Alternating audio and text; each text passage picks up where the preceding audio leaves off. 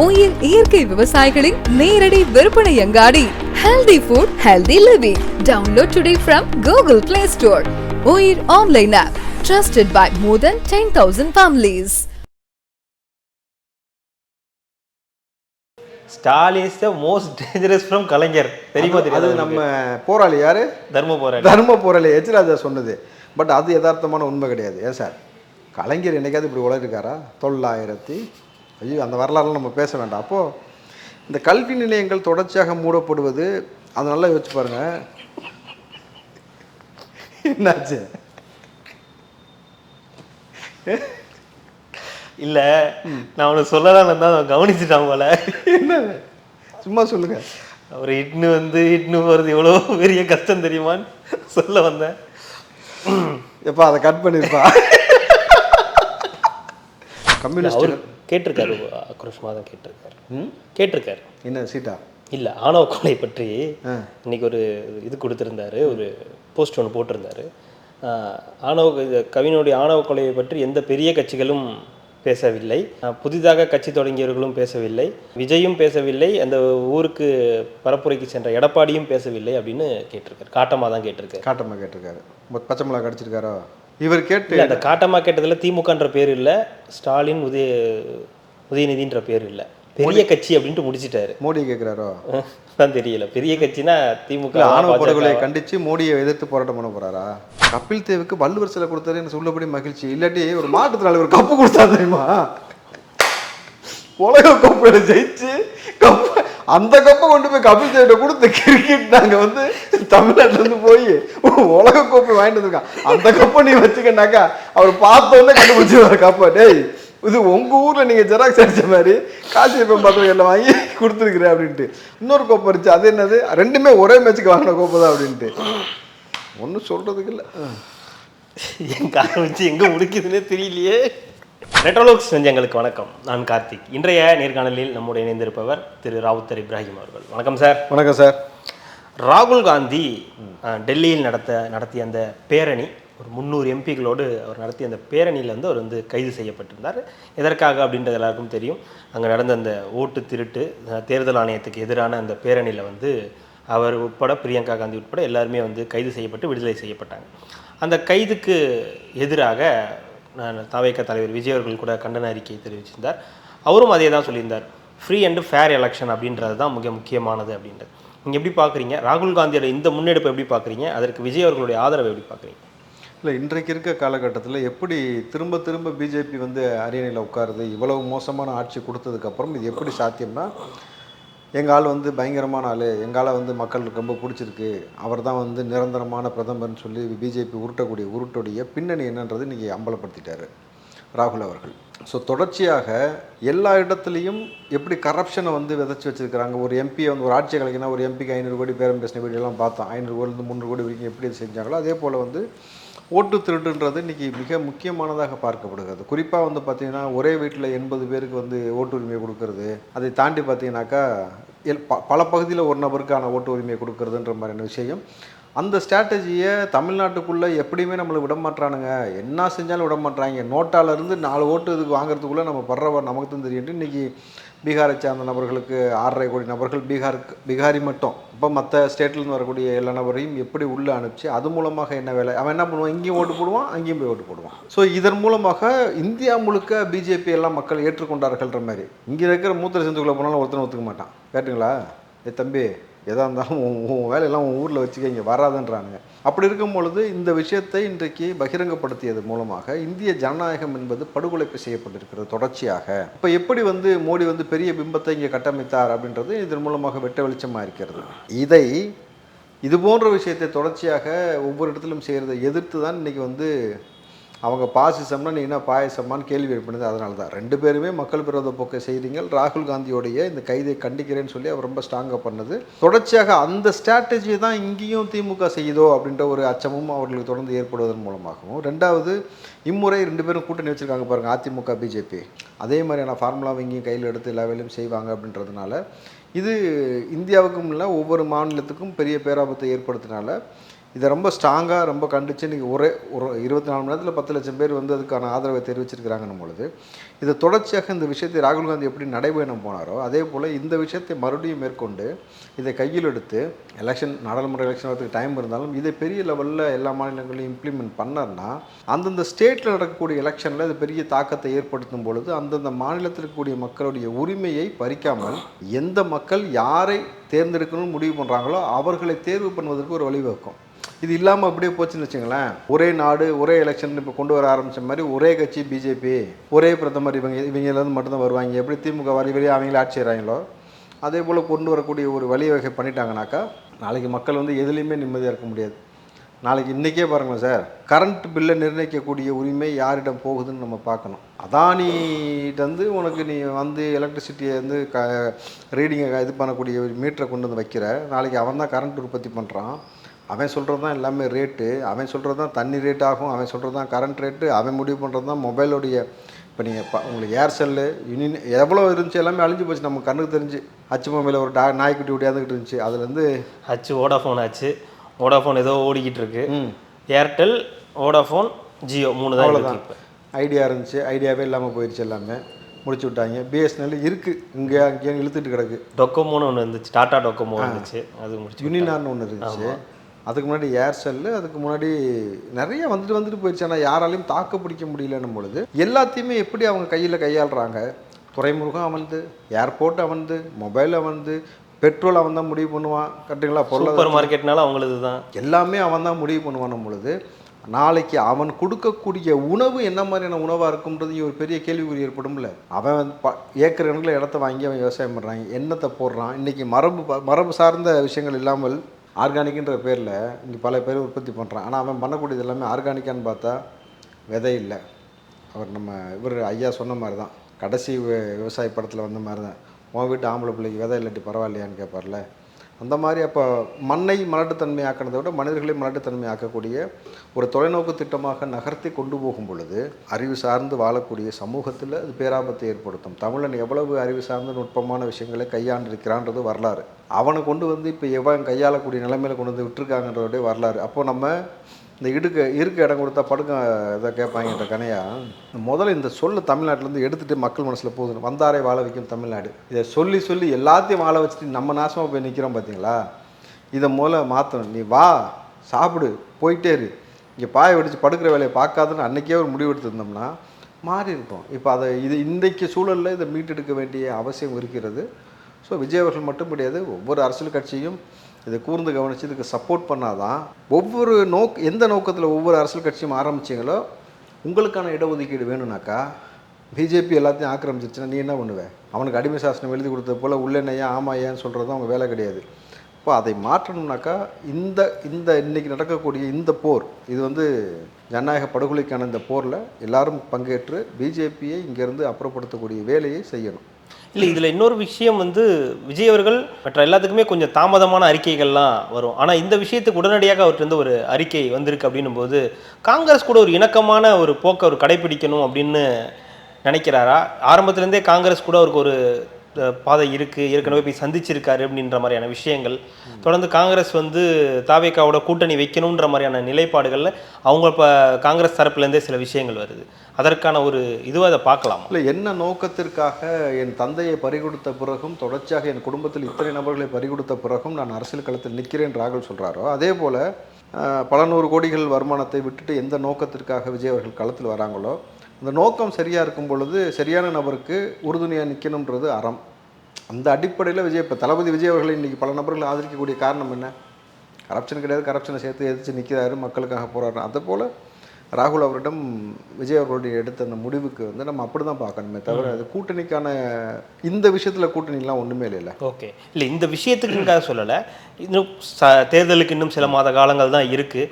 ஏற்கனவே அவங்க காங்கிரஸ் கூட ஒரு கூட்டணி வைக்கலாம், விஜய் கூட கூட்டணி வைக்கலாம்னு சொல்லி தமிழ்நாடு காங்கிரஸ்லேயே நிறைய பேர் பேசுகிறதையும் நம்ம பார்க்க முடியுது, மேடைகள்லேயே பேசுகிறத பார்க்க முடியுது. அதனால் அந்த ஒரு கேள்வி, இயல்பான ஒரு கேள்வி. விஜய் அவர்கள் நடைபயணம் போகிறதுக்கான பிளான் வச்சுருக்கிறாரு. ஏற்கனவே ராகுல் காந்தி இந்த நடைபயணம் தமிழ்நாட்டிலே செஞ்சார். ஒருவேளை இணக்கமாகி விஜயோடைய நடைபயணத்தில் ராகுல் காந்தி இந்த கலந்துக்கிட்ட இப்போ இருக்குன்னு வச்சு பாருங்கள், இந்த இம்பேக்ட் டபுளாக இருக்கும். ஸோ அது வந்து பிஜேபிக்கு இன்னும் பெரிய தாக்கத்தை ஏற்படுத்தும். நீங்கள் அதிமுக கூட போய் யார் கூட வேணால் போ, நாங்கள் தென் தமிழகத்தை பொறுத்த வரைக்கும் பிஜேபியை விரட்டுவதற்கு நாங்கள் ஓரணியில் ஒன்று சேருவோம்னு சொல்லிட்டு திமுக சொன்னதை மைண்டில் வரக்கூடாது. சரிங்களா? ஓரணியில் தமிழ்நாடு இது வேறு. அதுபோல் வந்து இவர் 2 பேர் சேர்ந்து அப்படி ஒரு களம் கண்டாங்கனாக்கா நிச்சயமாக ரொம்ப பெரிய தாக்கத்தை ஏற்படுத்தும். ஸோ அந்த ரீதியில் 2 பேரும் இணக்கமாக போய் ஒன்று சேர்ந்தால் நமக்கு என்ன வேணும்னு சொல்லுது. எனக்கு என்ன, நீ லவ் பண்ண என்ன, நான் லவ் பண்ண என்ன, வடிவேல் சொல்ல மாதிரி தான் மொத்தத்தில் அந்த குடும்ப நாசமாக பண்ணுற மாதிரி எனக்கு இங்கேருந்து மோசமாக ஆட்சி செய்யக்கூடிய நபர்கள் இங்கேருந்து அப்புறப்படுத்தப்படணும் பொழுது அதற்கு சரியான நகர்வு நீங்கள் நகர்த்தி கொண்டு போய் காங்கிரஸோடு பேசினாலும் சரி, யாரோட பேசினாலும் சரி, சரியான நபர்களை அழைத்து நீங்கள் பக்கத்தில் வச்சுட்டா நமக்கு நல்லது தான். இன்னொரு பக்கம் இங்கே தமிழ்நாட்டில் அரசு பள்ளிகள் வந்து ஒரு 207 அரசு பள்ளிகள் வந்து மூடப்பட்டிருக்கு அப்படின்ற ஒரு செய்தி ஒரு பக்கம் வந்துக்கிட்டு இருக்கு. அதுலேயும் முக்கியமாக சென்னையில் 10 பள்ளிகள் வந்து மூடப்பட்டிருக்கு அப்படின்றது மறைக்கப்பட்ட செய்தியா இல்லை அது வந்து யாருக்கும் அது கண்டுக்கலையா என்னன்னே தெரியல. ஆனால் அது ஒரு செய்தி வந்து ஒரு பெரிய பூதாகரமாக இருக்குது. ஏன்னா தொடர்ந்து அரசு பள்ளிகள் வந்து நடந்துகிட்டு இருக்கு, அரசு பள்ளிகளுக்கு இவ்வளோ சலுகைகள் கொடுக்குறோம், அரசு பள்ளிகளில் இவ்வளோ மாணவர்கள் சேர்றாங்க, போடுறோம், அது போடுறோம், இது போடுறோம், காலை உணவு திட்டம் அப்படி இப்படின்னு உருட்டுறாங்க. நீலகிரியில் 17, சிவகங்கையில் 16, திண்டுக்கல்லில் 12, சென்னை 10, ஈரோடு 10, மதுரை 10, கோவை 9, ராமநாதபுரம் 9, தூத்துக்குடி 8, தருமபுரி 7, திருப்பூர் 7, விருதுநகர் 7, கள்ளக்குறிச்சி 6, கள்ளசாலை நடந்த இடம் தானே அது, சேலம் 6, வேலூர் 6, நாமக்கல் 6. சார் நாமக்கல் கல்வியில் எவ்வளோ, அங்கே ஒரு என்டர்டெயின்மெண்ட்டே கிடையாது சார், சுற்றிலும் மழை தான் இருக்கும், படிப்பு மட்டும் தான் அவங்களுக்கு பிரதானம். அங்கேயே பார்த்திங்கன்னா 6 பள்ளி. கிருஷ்ணகிரி 5, திருச்சி KN நேரு, அன்பில் மகேஷ் பள்ளிக்கல்வித்துறை அமைச்சர் இருக்கக்கூடிய வசிக்கக்கூடிய அவர் ஊரில் 5 கவர்மெண்ட் ஸ்கூல் மூடுறாங்கன்னா நீ என்ன பள்ளிக்கல்வித்துறை அமைச்சர், நீ எதை பார்க்கணுன்ற ஒரு இதே இல்லாமல் கலைஞர் தான் கடவுள்னு சொல்லி பேசிகிட்டு இருந்தாள். அதான் அந்த பகுத்தறிவு சித்தாந்தம். திருநெல்வேலி 5, செங்கல்பட்டு 4, கன்னியாகுமரி 4, கரூர் 4, தஞ்சாவூர் 4, திருவாரூர் 4, திருவள்ளூர் ஓகே திருவாரூர் கூட நினச்சிட்டேன், அதான் திருவள்ளூர் 4, விழுப்புரம் 4, திருவண்ணாமலை 3, புதுக்கோட்டை 3, ராணிப்பேட்டை 3, தேனி 3, கடலூர் 2, தென்காசி 2, திருப்பத்தூர் 2, காஞ்சிபுரம் 2, காஞ்சிபுரம் யார் ஊர் சார் சொல்லுவாங்க, அண்ணா 2, திருவள்ளூர் 1. மொத்தம் 207 ஸ்கூலில் மூடுறீங்க. என்னடானா படிக்கிறதுக்கு ஆள் வரல. ப்ரைவேட் ஸ்கூல்ஸ் எப்படி இவ்வளோ உருவாச்சு, ஏன் படிக்க வரல?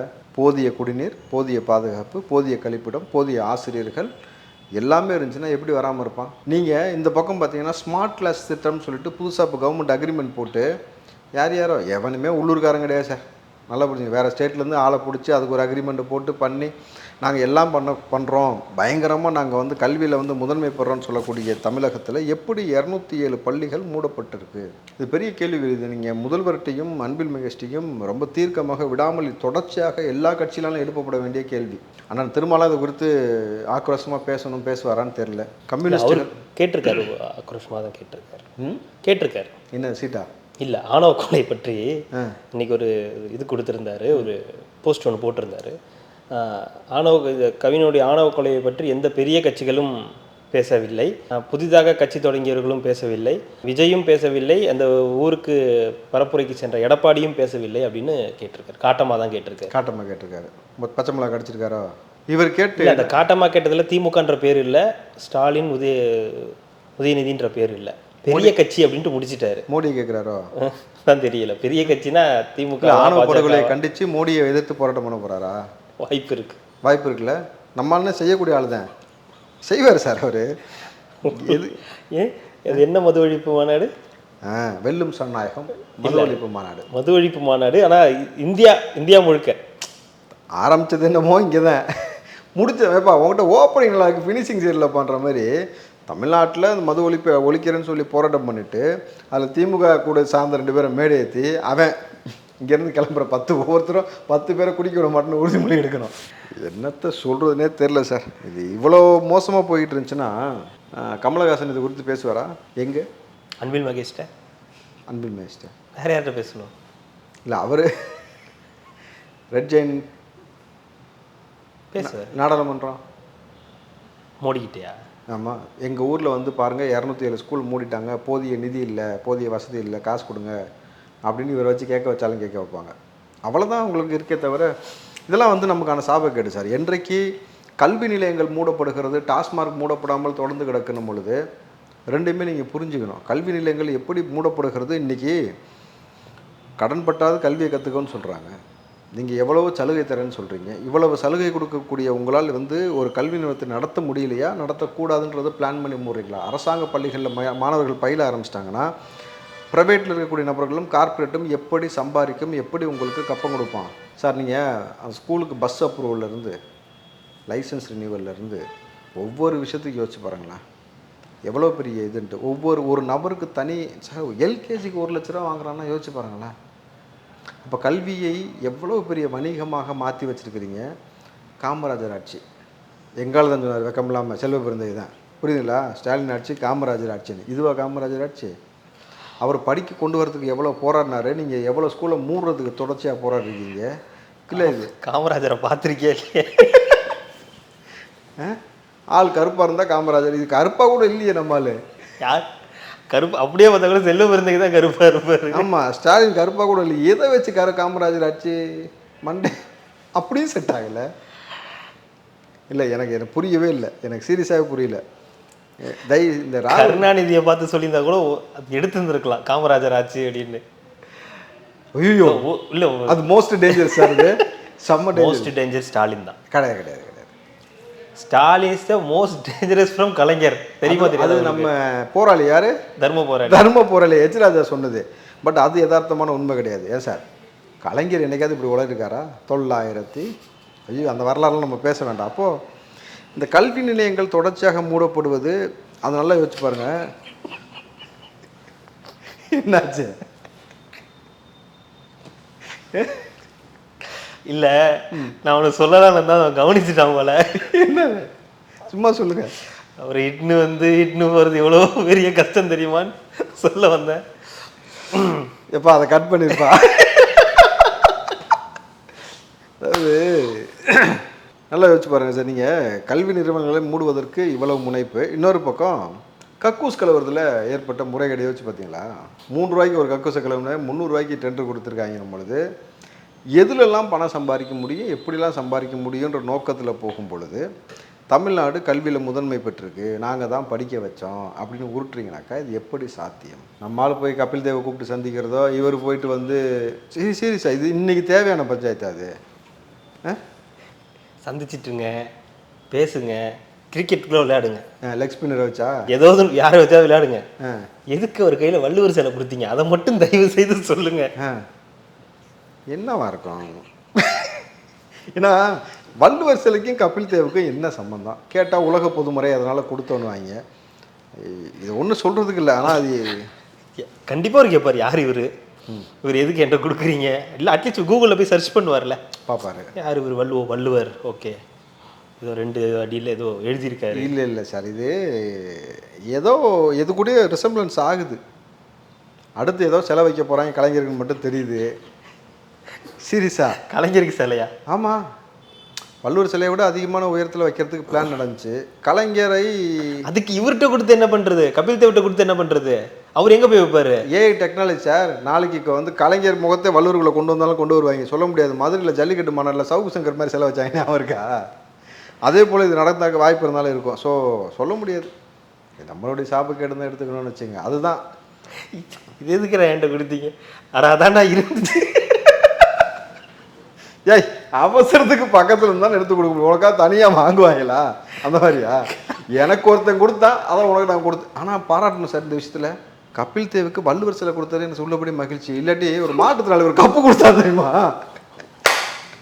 உலக கோப்பையில ஜெயிச்சு கப்பு, அந்த கப்பை கொண்டு போய் கபில் தேவிட்ட கொடுத்து கிரிக்கெட் நாங்கள் வந்து தமிழ்நாட்டிலேருந்து போய் உலக கோப்பை வாங்கிட்டு வந்திருக்கான். அந்த கப்பை நீ வச்சுக்கனாக்கா அவர் பார்த்தோன்னே கண்டுபிடிச்சிருவார் கப்பை. டேய், இது உங்கள் ஊரில் நீங்கள் ஜெராக்ஸ் அடித்த மாதிரி காசி எப்போ பார்த்து எல்லாம் வாங்கி கொடுத்துருக்குறேன் அப்படின்ட்டு அந்த வரைக்கும் நான் பாராட்டுறேன். இல்லைன்னு வச்சுங்க, அந்த கப்பை கொடுத்து இன்னும் நம்மளை கேவலப்படுத்தாமல் இருந்தார். அது வரைக்கும் சந்தோஷம். அவர் லெக் ஸ்பின்னர் வச்சு ஏதோ ஒன்று பண்ணிட்டு போட்டாங்க அப்பா வச்சு. சரி விடுங்க. கரெக்டு தான். அந்த கோப்பையை தூக்கி கொடுத்துருந்தா இது என்னது, வாட் இஸ் திஸ்ன்றாரு அவரு. இன்னொரு கோப்பை இருந்துச்சு, அது என்னது, ரெண்டுமே ஒரே மேட்சுக்கு வாங்கின கோப்பை தான் அப்படின்ட்டு ஒன்றும் சொல்கிறதுக்கு இல்லை. எங்க ஆரம்பிச்சு எங்க முடிக்குதுன்னே தெரியலையே. கல்வியில் ஆரம்பிச்சு கபில் தேவில் வந்து முடிஞ்சிருக்கு. கல்வியில் ஆரம்பிச்சு கபில் தேவில் காக்கு காவா? ஐயோ தலைவலிக்குது. விகடன் இணையதளம் முடக்கப்பட்டிருந்துச்சு. இப்போ மீண்டும் வந்து அது செயல்பட ஆரம்பிச்சிருக்கும் போது அவங்க வந்து இப்போ மறுபடியும் அவங்களோட வேலைகளை ஆரம்பிச்சிருக்காங்க. இந்த திராவிட முன்னேற்ற கழக ஆட்சியில் எந்தெந்த வாக்குறுதிகள்லாம் நிறைவேற்றப்படலை அப்படின்னு சொல்லி ஒரு இது லிஸ்ட்டு கமெண்ட்ஸில் கேட்டிருந்துருக்காங்க. அவன் பாட்டுக்கு அடிச்சுக்கிட்டே இருக்கானுங்க. என்னென்ன இருக்கோ எல்லாத்தையும் எடுத்து என்ன சொல்லுங்க, ஒரு 4 நாள் சொல்லுங்களேன் கேட்போம். நிறைய இருக்குது, எதை சொல்கிறது? பரவாயில்ல சார், அது மக்களுக்கு தெரியும், ஞாபகப்படுத்துவோம். ஆனால் நம்மளால் 98 99 ஊட்டிட்டு இருக்காருல, முடிச்சிட்டேன், வாக்குறுதியில் நிறைவேற்றப்பட்டு விட்டது. அதில் வந்து சேகர் பாபு சொன்னார் பாருங்க, அது ரொம்ப மெயினான பாயிண்ட் சார். என்ன சார் எங்கள் ஆட்சியில் வந்து எங்களுக்கு ஓட்டு போட்டவங்களோட ஓட்டு போடாதவர்கள் தான் இந்த அதிகமாக வருத்தப்படுவாங்க, எங்களுக்கு ஓட்டு போடலையேன்னு வந்து அப்படியாப்பட்ட ஆட்சியை கொடுப்பாருன்ட்டு. ஆமாம், இது எப்படி தெரியுமா இருக்கு? பாவம் பண்ணிட்டுடா நீ, பாவம் பண்ணிட்ட, இவங்களுக்கு ஓட்டு போட்டு பெரிய பாவம் பண்ணிட்டேன்ற மாதிரி. ஐயோ சரி, என்னென்ன வாக்குறுதி? அரசு நிறைவேற்றாத தேர்தல் வாக்குறுதிகள் என்னென்ன? கல்விக்கடன் ரத்து, நீட் ரத்து, சமூக நீதி, பகுதி நேர ஆசிரியர்களின் பணி நிரந்தரம், தூய்மை பணியாளர்களின் பணி நிரந்தர உறுதி, பழைய ஓய்வூதிய திட்டம், நீட் தேர்வு ரத்து, முதியோர் உதவித்தொகை 1500 எங்கே, டீசல் விலை 3 ரூபாய் குறைப்பு எப்போது, கல்விக்கடன் ரத்து எப்போது, சட்டமன்றம் நேரலை எப்போது, நெல் கரும்புக்கு குறைந்தபட்ச ஆதாய விலை எங்கே, மாதம் ஒரு முறை மின் கணக்கிடும் முறை எங்கே, பகுதி நேர ஆசிரியர்களுக்கு பணி நிரந்தரம் எப்போது, அனைத்து மகளிருக்கும் உரிமை தொகை எங்கே, ஆசிரியர்களுக்கு சமவேளை சம ஊதிய திட்டம் எங்கே, கச்சத்தீவு மீட்பு எப்போது, மதுரையில் ஐடி பார்க் எங்கே, ஜல்லிக்கட்டு காளை வளர்ப்போருக்கு 1000 ரூபாய் ஊக்கத்தொகை எங்கே, ஆண்டுக்கு 10 லட்சம் பட்டதாரிகளுக்கு வேலை எங்கே, அரசு துறையில் காலி பணியிடங்கள் எப்போது நிரப்பப்படும், தமிழகத்தில் வேலை வாய்ப்புகளில் 75% தமிழர்களுக்கே என்ற சட்டம் எங்கே? 23 இது வரைக்குமே 23. இது லிஸ்ட்டு போனால் போய்கிட்டே இருக்கும் பெருசாக. கடைசியாக என்னப்பா நிறைவேற்றினாக்கா, கார் ரேஸ் ஓட்டி நிறைவேற்றணும். வேறு என்ன சார்? கபில் தேவை பார்த்து நிறைவேற்றிருக்கிறோம். கேட்டுங்களா? செஸ் ஒலிம்பியாட், அதெல்லாம் நீ வாக்குறுதி இல்லைல்ல, அது நீ பம்புனது. இப்போ கார் ரேஸ் மட்டும் என்ன வாக்குறுதியில் இருந்துச்சா? சென்னையில் F1 நடத்தப்படும், அது நீ உன் சௌரியத்துக்கு செஞ்சது, புரியுதுங்களா? அது செஸ் ஒலிம்பியாட் பம்புனது. விளையாடு இந்தியான்னு கூட கீழே வைக்காமல் கேலோ இந்தியானே போட்டு நம்மளை கேவலப்படுத்துனது. அது வந்து இப்போ தொடர்ச்சியாக இந்த ஆட்சியில் மக்கள் நலன் சார்ந்து எதையெல்லாம் நீ மெயினாக சொன்னியோ அதை எதையுமே செய்யலை. கேட்டுங்களா? உங்கள் மகன் சார்ந்து இதெல்லாம் சொல்லாமல் செஞ்சீங்க. அவர் அரசியலுக்கு வரமாட்டாருனீங்க, கொண்டு வந்தீங்க. அமைச்சர் ஆக மாட்டாருனீங்க, ஆக்கடிங்க. துணை முதலமைச்சர் ஆக்க மாட்டாருனீங்க, ஆக்கடிங்க. அப்புறம் உங்கள் சௌரியத்துக்கு ஜாலி தான், ஜாலியாக ஜிம்கானா தானே, வேற என்ன சொல்லுங்க? இந்த ஆட்சி அப்படி தான் போயிட்டு இருக்கு. வேற என்ன மக்கள் வந்து சொல்லாத திட்டங்கள் நிறைய செய்கிறாங்க இல்லையா? உங்களுடன் ஸ்டாலின், நலமுடன் ஸ்டாலின், தாய்மானவர் திட்டம் வேணாம் சொல்லாமல் அவ்வளோ அக்கப்போர் செய்கிறாங்க. தாய்மான போன வாரம் என்ன அப்பாவாக இருந்தேன், இந்த வாரம் அம்மாவாக இருக்கேன். என்ன அது எல்லாத்துக்கும் அப்பா. இது வந்து தாய்மானவர், தாய். அப்புறம் ஒரு ஆப் ஒன்று உருவாக்குனாங்க இல்லை? இது ஒரு ஆப். ஆமாம், தங்கிலீஷ். அப்பாவா? அப்பா ஆப் தானே? அப்பாவா? இல்லை சார், தங்கிலீஷில் ஒரு ஆப்பு. சரி, என்ன இதுக்கு மேலே இவங்களை என்ன சார் சொல்கிறது? இறுதியாக அதுக்கு என்ன தான் ஒரு வழி பண்ணலாம் சொல்லுங்கள்? இல்லை, ஏதாவது ஒரு ஐடியா நீங்களும் சொன்னீங்கன்னா நெறியாளர் வந்து மக்கள்கிட்ட வந்து கொண்டு சேர்க்கறதுக்கு இலகுவாக இருக்கும். எப்படி பேசலாம்? இதெல்லாம் நீங்கள் செய்யலைன்றதை எடுத்து சொல்லலாம். நாங்கள் செவிடங்கால உள்ள சங்கம் மாதிரி கம்முன்னு இருக்கலாம். ரொம்ப பேசினா ஆளை விட்டு மிரட்டலாம், கேஸ் போடலாம். அது தாண்டி நீங்கள் பேசுனதுக்கு எத்தனை கேஸ் உங்கள் மேலே போட்டாங்க? அப்படி சொல்கிறீங்கல்ல, இப்படி 19 சொல்கிறீங்க. நீங்கள் உங்கள் மேலே எத்தனை கேஸ் போட்டாங்க? 19 இப்படி பேசியிருக்கோம், எவ்வளோ பேசுகிறோம், இப்படி கிண்டலாலாம் பேசுகிறோம். எத்தனை கேஸ் உங்கள் மேலே போட்டாங்க? கிண்டலாக பேசலாம் கேஸ் போடுவீங்களா? புதுசா இருக்கு. வெள்ளை போய் சொல்ல மாட்டாங்க. ஒரு லெஜெண்டரி பிளேயர் வருவார் கபில் தேவ், அவரை வச்சு நீங்க கிண்டல் பண்ணுவீங்க. நீங்க காசியப்பம் பாத்திரங்கள்ல இருந்து கப்பை கொடுக்காம நீங்க பாட்டுக்கு கையில கிடைச்ச வள்ளுவர் தூக்கி கொடுப்பீங்க. அவர் என்னன்னு தெரியாம போவாரு. இதை கேட்க கூடாது. நம்ம என்னன்னு அதுலதான் இருக்கு சூட்சமே. வள்ளுவர் யார் இவர், எதுக்கு நம்மள்ட்ட கொடுத்துருக்காங்க அப்படின்னு யோசிச்சு ஒரு டக்குன்னு கூகுள் பண்ணோன்னா, ஓ திருவள்ளுவர், இவர் வந்து இது மாதிரி எழுதியிருக்காரு, இதை படி நம்ம நடக்கணும் அப்படின்னு சொல்லி ஒரு வரலாறே வராது. தட்டின உடனே எங்கள் அப்பா எங்கள் தாத்தா வந்து அவருக்கு செலவு வச்சாரு, அதுதான் வரும். நீங்கள் வேணா பாருங்க, போட்டு பாருங்க. வச்சார்ல, அதுவும் பொய் இல்லைல்ல, அவர் தானே வச்சாரு. யார? திருவள்ளூரை கன்னியாகுமரியில். யாரை எங்கே வச்சாருன்னு நான் என்னத்தான் கண்டேன். நீங்கள் இப்படி பேசுறீங்கல்ல, இதுக்கு உங்கள் மேலே கேஸ் போடாமல் இருக்காங்களா? என்ன சார், யாரெல்லாம் எங்கே வச்சாருன்னு எனக்கு என்ன தெரியும்? வள்ளுவரை வச்ச மாதிரி அடுத்து வந்து காமராஜர் கக்கன்னு எங்கத்துக்கு செலவு வச்சிருப்பீங்க. அதைத்தான் சொல்லுவார். வேற என்ன உங்களுக்கு தப்பாகவே அவங்க வரலாறு ஞாபகம் வச்சுன்னா நான் பொறுப்பு இல்லை சார். நான் பொதுவாக சொல்கிறேன். பொதுவாக சொல்கிறத பொது இடத்துல சொல்கிறீங்க சார். இருக்கிறதானே சொல்கிறோம், இல்லாத நம்ம சொல்லணுமா? இவர் நீங்கள் வந்து எங்கள் அப்பா சிறந்த எக்ஸ்பீரியன்ஸ் சொல்லலாம். நான் அதாவது கேஸ் போட்டேன்னா, கோவிச்சுக்கிட்டேன்னா, இவர் டீ வாங்கி கொடுத்ததை பற்றி உலகத்திலே இப்படி ஒரு முதலமைச்சர் இல்லை, நீங்கள் மேயர் பிரியா பேசலாம், நான் அதை கோச்சிக்கிட்டேன்னா உன் பாட்டுக்கு நீ சொல்லி நான் என் பாட்டுக்கு சொல்கிறேன், மக்கள் எதை எடுக்கணுமோ எடுத்துக்கிட்டேன், அவ்வளோதான். டீ வாங்கி கொடுத்தா மேற்பெரிய அந்த இதுவா தூய்மை பணியாளர் டீ குடிச்சாருன்னு சொன்னதா? உலகத்தில் யாருமே இப்படி செஞ்சதில்லை. இல்லை டீ வாங்கி கொடுத்தாலும் எவ்வளோ பெரிய சமாச்சாரம் அது. அந்த அம்மா ஏதோ ஞாபகம் வச்சு சொல்லுது பாருங்களேன். அதுவும் சரி வேணாம், உதயநிதி சொன்னதான் நம்ம பேச வேண்டாம். அவர் அறிஞர் அண்ணாக்கு டீ வாங்கி கொடுத்துருக்காரு சார். எப்படி? அண்ணாவுக்கே டீ வாங்கி ஸ்டாலின் அவருக்கு. ஸ்டாலினா? ஆமாம். அப்போ தான் அது காசு அட்டை 50 காசு அதானே. அப்போ டீ வாங்கி கொடுத்தா காசு அட்டை போடுறீங்க. நான் சொல்லலை, அவரே சொன்னார். அண்ணா டீ வாங்கிட்டு வர சொல்லுவார், பக்கோடா வாங்கிட்டு வர சொல்லுவார், நான் அதில் 50 காசு ஆட்டை அதானே அந்த கதை தானே. அப்போ தூய்மை பணியாளர்கள் டீ வாங்கி கொடுக்கறதுல ஏதோ ஊழல் இருக்குது, இருக்கலாம். Maybe may not be subject to வெரிஃபைப்பா, எனக்கு தெரியாது. ஐயா சொன்னார் டீ வாங்கி கொடுத்த வரலாறை பற்றி நம்ம வந்து மக்கள்கிட்ட எடுத்து வச்சிடறோம், ஞாபகப்படுத்துகிறோம். நினைவூட்டல் என்ன சார்? இன்றைய நினைவூட்டலோட இந்த நிகழ்ச்சியை கண்டிப்பாக தொடர்ந்து பேசலாம். மிக்க மகிழ்ச்சி. நன்றி. நன்றி சார்.